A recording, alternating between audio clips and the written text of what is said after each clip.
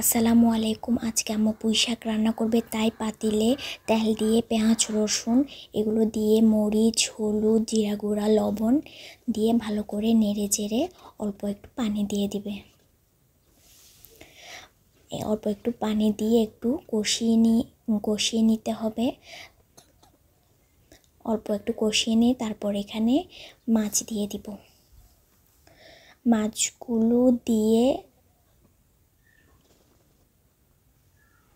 ভালো করে কষানো হয়ে গেলে মাছগুলো দিয়ে হয়ে গেলে আবার উঠিয়ে নিতে হবে, কারণ কি মাছগুলো কাটা ফেলে তারপর আবার দেব।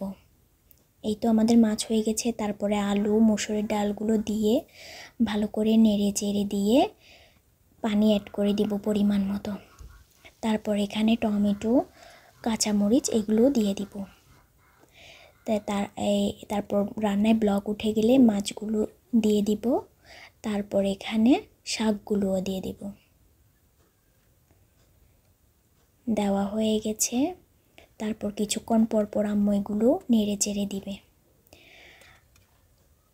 এগুলো আমাদের গাছের টাটকা শাক, পুঁই শাক আম্মু রোপণ করেছিল, ওখান থেকে নিয়ে আজকে রান্না করছে। এই তো আমাদের শাক হয়ে গেছে। তারপর আমাদের আরেকটা রান্না করা হচ্ছে শুটকি ভাজি। আসলে এটা ভিডিও ক্লিপটা নেওয়া হয়নি। এখানে পেঁয়াজ টমেটো পেঁয়াজ পাতা মরিচ এগুলো দিয়ে ভাজি করেছে। শুকনো ভাত দিয়ে আসলে এটা খেতে অনেক মজা লাগে, শুটকি ভাজি। আচ্ছা ঠিক আছে, আল্লাহ হাফেজ, সবাই ভালো থাকে।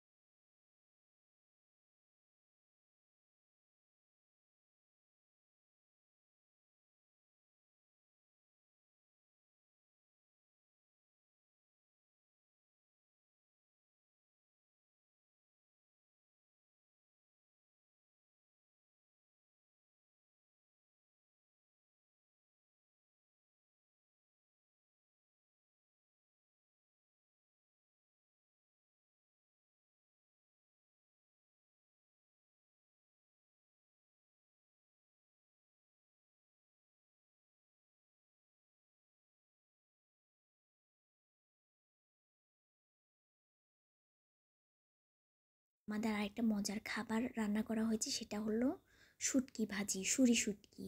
এটা আসলে ভিডিও ক্লিপ করা হয় নাই। এখানে পেঁয়াজ টমেটো পেঁয়াজ পাতা তারপর কাঁচা মরিচ আর শুটকি দিয়ে এগুলো ভালো করে ভেজে নেওয়া হয়েছে। আসলে এগুলো খেতে অনেক মজা, শুটকি দিয়ে শুকনো ভাত দিয়ে খেতে অনেক মজা। আজকে আমাদের রান্না হয়েছে ডিম ভাজি, ডালও রান্না করা হয়েছে। আচ্ছা ঠিক আছে, সবাই ভালো থাকবেন। আল্লাহ হাফেজ।